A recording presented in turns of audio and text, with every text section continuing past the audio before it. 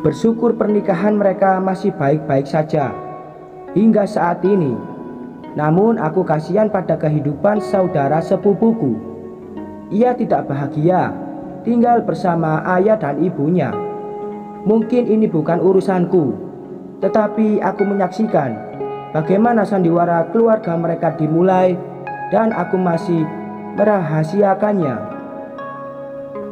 Dulu, aku mengira kehidupan sepupuku Georgia sangatlah bahagia.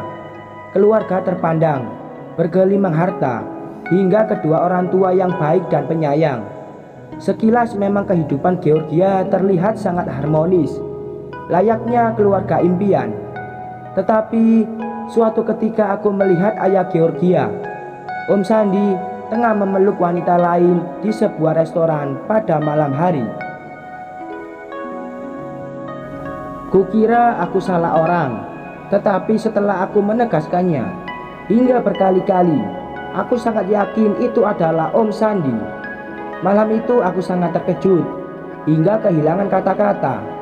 Namun tetap saja aku tak punya keberanian untuk mengatakannya pada siapapun, termasuk ayah dan ibuku.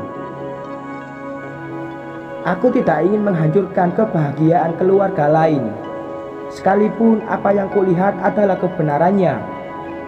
Setelah malam itu, ketika bertemu dengan Om Sandi, membuat aku sedikit ada rasa canggung.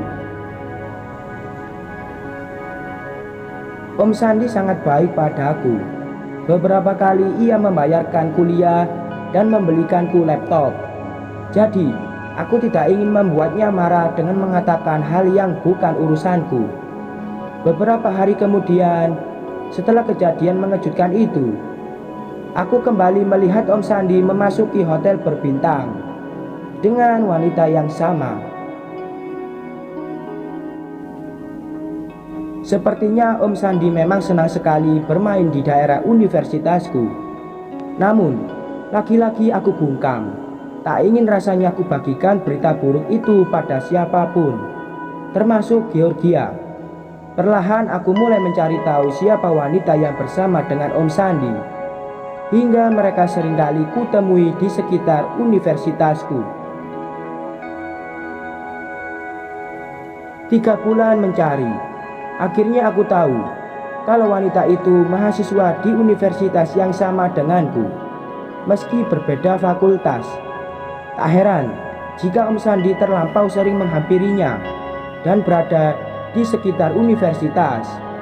Harus kuakui, selera Om Sandi masih bagus, meski usianya sudah tidak lagi muda.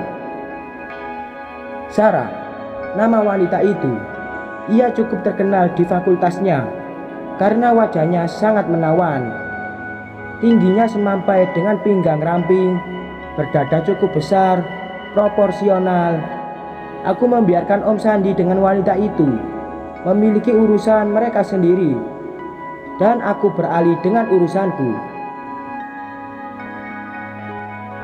2 bulan kemudian, Georgia bercerita padaku kalau mereka kehilangan uang sebanyak $1.000. Cukup banyak untuk keluarga seperti Om Sandi, tetapi sangat banyak untukku. Orang tua Georgia hanya berusaha mengikhlaskannya tanpa pernah mencari tahu kemana uang itu pergi.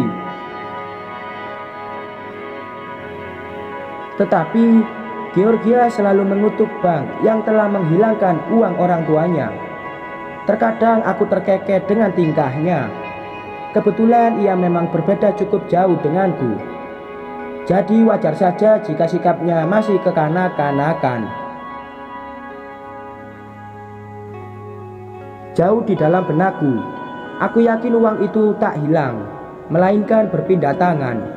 Ke siapa lagi kalau bukan Sarah? Wanita secantik itu, harus kuakui, ia cukup mahir untuk memeras seseorang hanya bermodalkan tubuh dan wajahnya.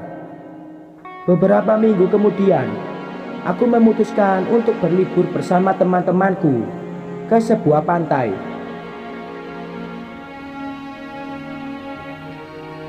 Bukannya terhibur, justru kali ini aku kembali merasa terkejut melihat wanita yang tak asing buatku tengah memakai bikini sambil mesra dengan pria. Dia adalah Tante Naila, Ibu Georgia. Aku hanya bisa menghela nafas membayangkan betapa hancurnya hati sepupuku jika ia tahu kebenaran tentang keluarganya. Aku bukan tipikal pria yang senang bergosip, apalagi membongkar rahasia orang lain. Aku lebih suka menyimpannya dan menganalisis sendiri peristiwa itu. Jadi aku kembali bungkam. Kuamati Tante Naila yang semakin hari semakin terlihat muda. Terima kasih untuk uang yang bisa memberikannya perawatan termahal dan terbaik di kota kami.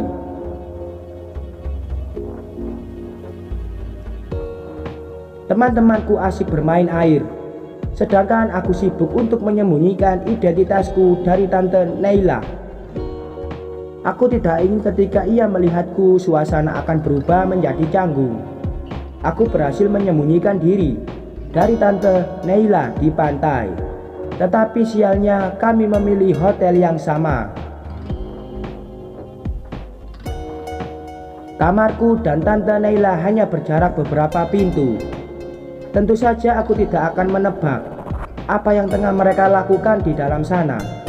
Aku berusaha mengurung diri di kamar untuk berjaga-jaga agar Tante Naila tak melihatku.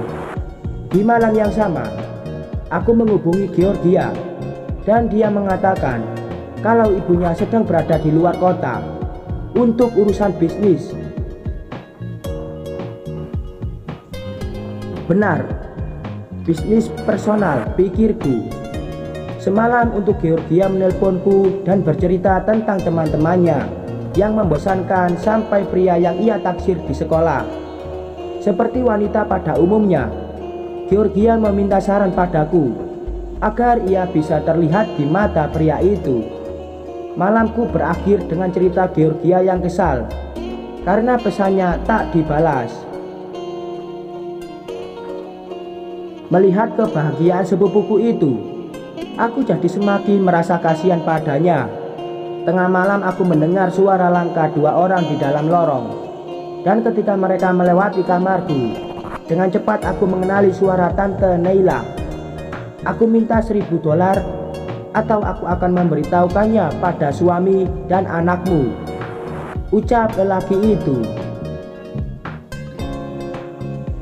Dari balik pintu aku hanya mendengar langkah Tante Naila yang dipercepat.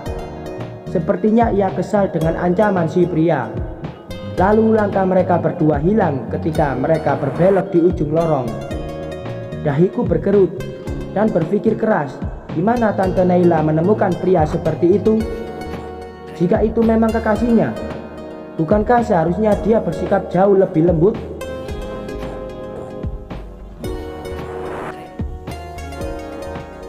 Tetapi malam itu, kuputuskan untuk tak terlalu memikirkannya, karena kepergian Tante Naila berarti kebebasan untukku menikmati liburan. Tepatnya 1 minggu setelah liburan itu, Georgia kembali menghubungiku dengan nada kesal. Ia bercerita kalau ibunya menghilangkan tas koleksi desainer seharga $1.000 saat perjalanan bisnis kemarin. Mendengar celoteh kesal Georgia di seberang telepon, aku hanya tersenyum tipis. Pria itu berhasil mengancam tante. Batinku. Aku mendengarkan cerita Georgia sambil sesekali menjauhkan ponsel dari telinga. Ketika dia berteriak kesal. Saat itulah aku kembali terkekeh dengan tingkah lucunya, sekaligus merasa kasihan karena ia hidup dalam sandiwara kedua orang tuanya. 3 bulan berlalu, aku kembali menemukan kebenaran secara tidak sengaja. Ketika aku sedang berada di sebuah pusat perbelanjaan, dari dalam kafe, aku melihat Sarah dan pria yang bersama dengan Tante Naila sedang bergandeng tangan mesra, sambil membawa beberapa tas belanja. Mereka ditipu, pikirku sambil kembali menyesap kopi panas yang baru saja disajikan barista.